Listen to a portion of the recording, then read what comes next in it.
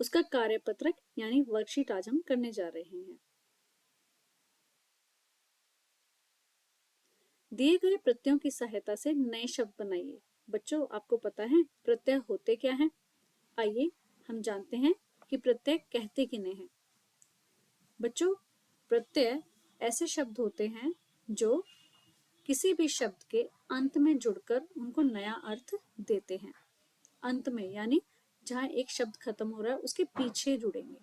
जैसे वाला प्रत्यय है, गाड़ी के पीछे वाला लगा तो क्या बन गया? गाड़ी वाला। दूध शब्द है, दूध के पीछे अगर हमने प्रत्यय जोड़ दिया वाला तो क्या बना? दूध वाला। फल के पीछे दार जोड़ दिया अंत में तो बन गया फलदार। ऐसे ही आपको नए शब्द बनाने हैं। अब आपको यान शब्द दिया है तो वायुयान, अंतरिक्ष यान। यान शब्द पीछे जोड़कर हमने ये दो नए शब्द बनाए।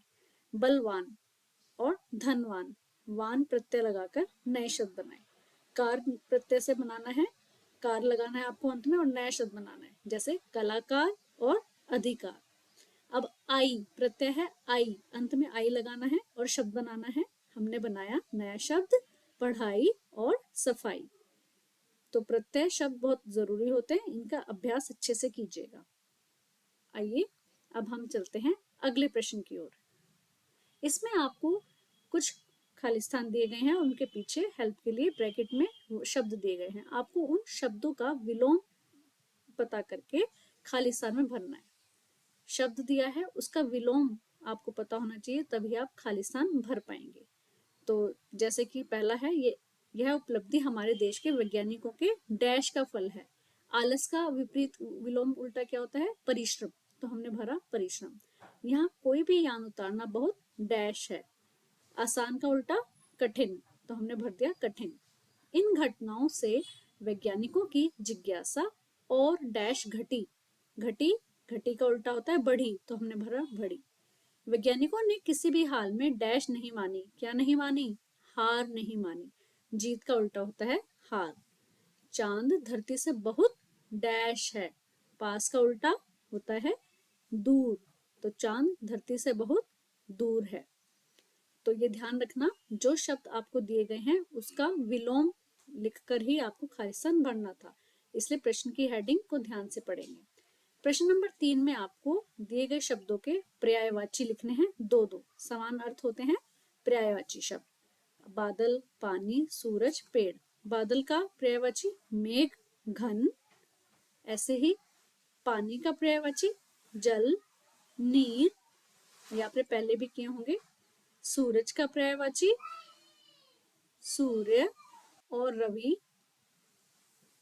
सूरज के पर्यायवाची होते हैं सूर्य और रवि।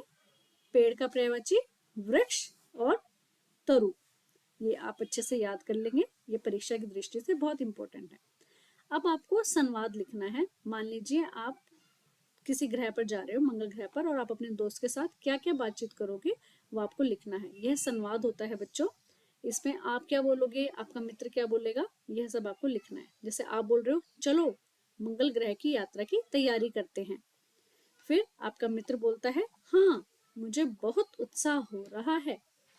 अब फिर से आपकी बारी, आप जो शब्द बोलेंगे वो लिख देंगे। हम वहां नए ग्रह के बारे में जानकारी लेंगे। इसके बदले में आपका मित्र जवाब देता है, आपका मित्र कहता है और हम धरती के लिए नई खोज भी करेंगे। तो जो भी आपकी बातचीत थी उसको आपने यहाँ लिख दिया, इसको संवाद कहते हैं। प्रश्न 5 है, चंद्रमा की यात्रा के लिए अपने लिए एक यान बनाइए और उसमें मनपसंद रंगों से उसको सजाइए। तो बच्चों, आपको आपकी कलाकृति यानी क्रिएटिविटी बहुत अच्छी है। मैंने यहाँ आपको हेल्प के लिए एक पिक्चर दी है। आपको एक यान बनाना है कि अगर आपको चंद्रमा पर जाना हो तो कैसे यान में बैठकर आप जाएंगे। तो वैसा आप बनाइए और वीडियो को पसंद आई हो तो लाइक जरूर कीजिएगा। Thank you.